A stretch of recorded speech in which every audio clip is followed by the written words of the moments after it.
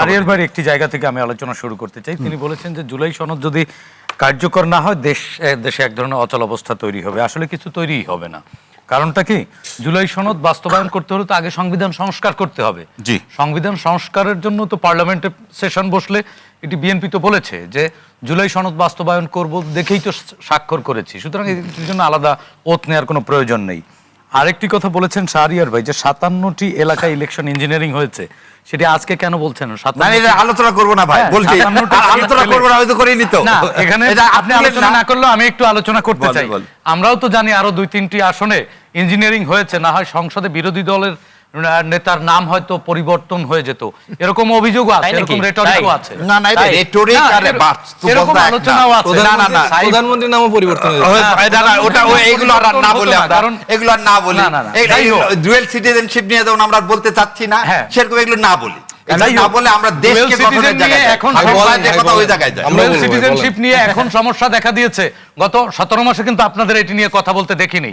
তখন আপনারা মব করে সবকিছু আদায় করতে পেরেছেন, তো যেই কারণে কেউ মব হয়েছে ভাই। আজকে আপনার সাংবাদিক ইউনিয়নে কিন্তু মব হয়ে একজনকে বের করে দিলেন। না না, এটা সাংবাদিক ইউনিয়ন না। আমি শাহরিয়ার ভাই আংশিক জ্ঞান কোনো জ্ঞানই না, এটা মূর্খতা।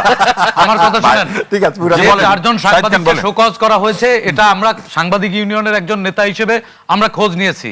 হ্যাঁ, সাইফ হয়তো রাজনৈতিক হিসেবে আলাদাভাবে খোঁজ নিয়েছেন, তাদের অন্য ইস্যুতে তারা শোকজ করেছেন। এবং এই সাংবাদিক যে 4 জনকে শোকজ করা হয়েছে, তারা ফেসবুকে স্ট্যাটাস দিয়েছে ওই প্রতিষ্ঠানের যিনি সিইও, হ্যাঁ, তাকে নিয়ে ফেসবুকে লিখেছেন যে ফ্যাসিস্টের দোসর হত্যা মামলার চার্জশিটভুক্ত আসামি তুষার সাহেবকে মেনশন করে এরকম স্ট্যাটাস দিয়েছে।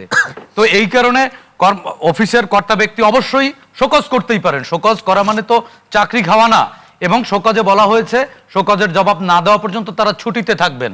ছুটিতে, তারা কিন্তু টার্মিনেট না, তারা জবাব দিলে অবশ্যই হবে। এবং সাংবাদিক ইউনিয়নের একজন নেতা হিসেবে আমি এটা অবশ্যই, যদি এখানে কোনো অন্যায় ঘটে, এই অনুষ্ঠানের মাধ্যমে তার প্রতিবাদ জানাচ্ছি। কর্তৃপক্ষ জানো না, সেটা তো ব্যক্তিগত পর্যায়ে আলোচনা করে মিটাতে পারতেন। শোকজ দেওয়ার কোনো না, সেটি সামাজিক যোগাযোগ অফিসের কিছু নিয়ম আছে, যেমন এই আরটিভির তো একটা নিয়ম আছে, চাইলেই তো আলোচনা সব করা যায় না। যেহেতু তারাও সোশ্যাল মিডিয়ায় লিখেছে, এখানে পক্ষ প্রতিপক্ষ হয়ে গেছে, সো দ্যাট অফিসিয়াল প্রসিডিউরে তাদেরকে শোকজ করা হয়েছে। ভোট গণনার দিনে কেন হলো সাইদ ভাই, যখন একটা সংবাদ 3 বার এডিটেট করা হলো? আপনাকে বলছি, আপনি তো নেতা, আপনার জানা উচিত। না না, একজন এডিটর, সংবাদ 3 বার এডিটেট হলো। তারপর আমি একটা বলি, ওখানে কি লেখছে, আমার সন্তান আমাকে দালাল সাংবাদিক ভাবে, আমার কথা শুনে এটা জানো না ভাবে।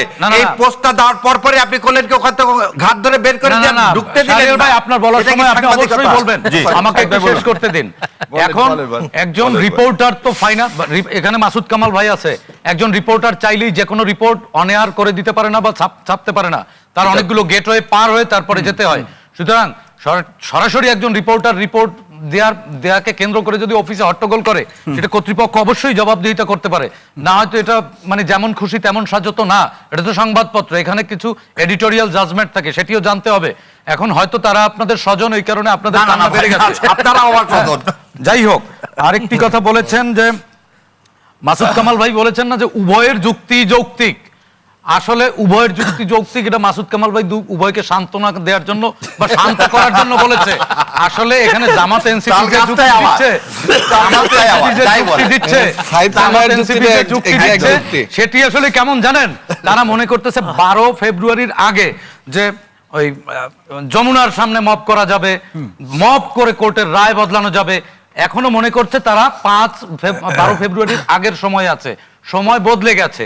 আসলে মব করে এখন আর কিছু হবে না। এখন গণতন্ত্র ফিরেছে, সংসদ কার্যকর হবে, জামাত এনসিপির পার্লামেন্টারিয়ানরা সংসদে তুমুল বিতর্ক করবে, আলোচনা করবে, সেখানে সমাধান হবে।